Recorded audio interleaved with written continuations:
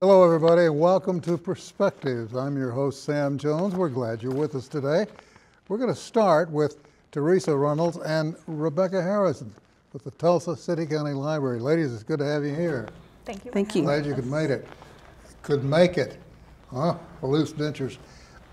Teresa, let's start a little bit with the with this event called Verses. It's Rebecca's. That's me. Yeah. Yes. Yes. You want to kick this off? Yeah, absolutely. Okay. What is it? So Versus is like an art and maker fair. So the goal is to bring together local makers and artists from around Tulsa County to sell their wares, to create art on site, and all of this is with the goal of raising awareness and funds for our adult literacy department at the Tulsa City County Library. You know, it seems, I'm not going to drag you into a political discourse here, but it just seems to me like libraries get a bum rap from politicians when they don't have anybody else to pick on. They pick on the libraries. You guys must hear a lot of noise out there. Luckily, we have a lot of big fans too, so I feel like Yeah. that kind of helps. That's a good thing. Yeah. That's a very good thing. Well, let's get into this a little more in depth. What can folks expect to see if they attend this?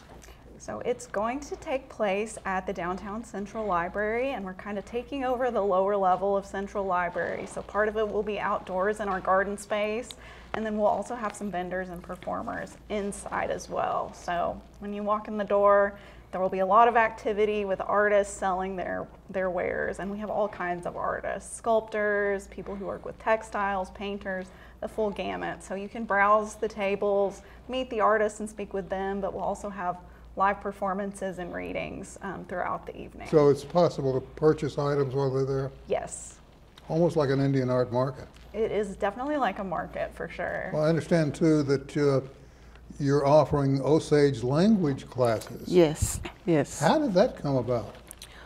Well, several years ago, we had Osage Language Classes at the Skiatook Library, and then I guess the focus kind of shifted, so they found another location, and now they're coming back. So we have a class on Tuesday nights at the Skiatook Library, and for the very first time, the Osage Language Department is offering a language class in the city of Tulsa. So they're very excited. We're so excited they're back and at 2 different locations. And the one in Tulsa is on Wednesday night at the Herman and Kate Kaiser Library at 6 o'clock. Let me just insert one little note here. There are folk who out there will not understand. A lot of purebloods will speak to non-Indians in what seems like a halting language or a halting version of English. And what they're doing is they're translating. And I had to learn that the hard way. I spent quite a bit of time in what I call the Oklahoma Outback with various tribes, and I've come to realize we take for granted that most folks speak English. They don't realize that when you're dealing with or talking to or being around non-whites and you're part of the English culture, the Indian culture, you're with folks that have to translate while they talk. So it becomes a real challenge at times. Yes. Do you see much of that? Yes, and at the library, we're hoping that we can offer classes to kind of help alleviate that. You know, we offer as many tribal classes that are interested. You know, we work with tribal nations, and if they need a space in the library, then we offer that to them so they can work with their communities and hopefully get a more fluent language going again. It won't be fluent, but you know, at least conversational.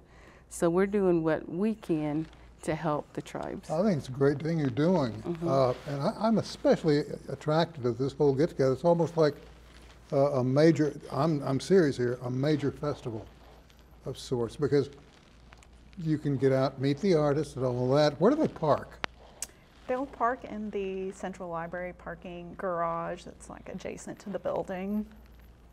And there's plenty of space. Oh, yes, it's several stories, so there's lots of parking available. And again, the dates? For Verses, it is September 28th. That's a Saturday, and it's from 6 to 9 p.m. That should be, yeah, there'll be plenty of parking.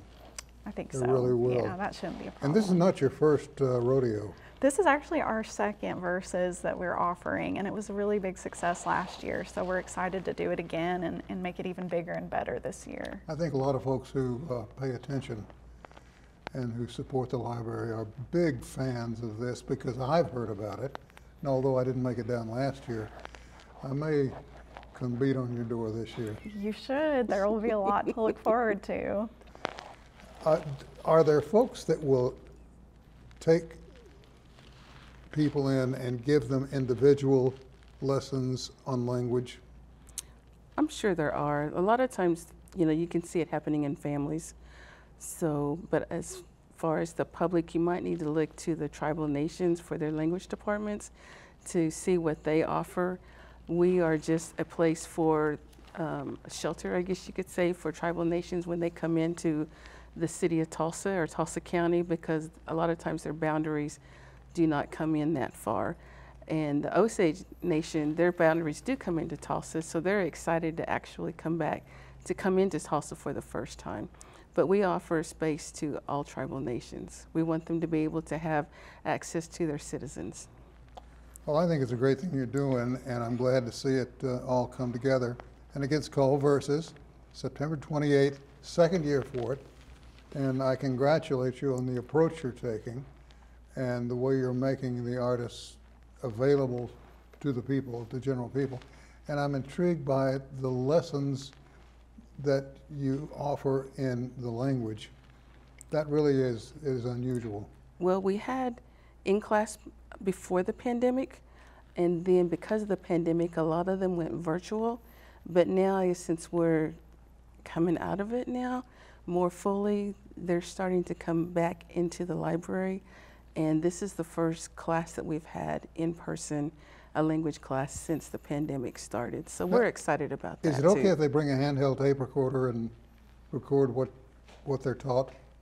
I would think so, but you need to talk to the language instructor before you start taping. But Sure. I would think they would be fine with that. Okay.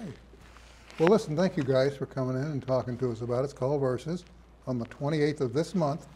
And if you get a chance, be there. Lots of good things happening. Thank you both for coming in to talk about it. Thank Yeah, you. thank you for Really having us. appreciate it. We're going to take a short break and come back with more right after this.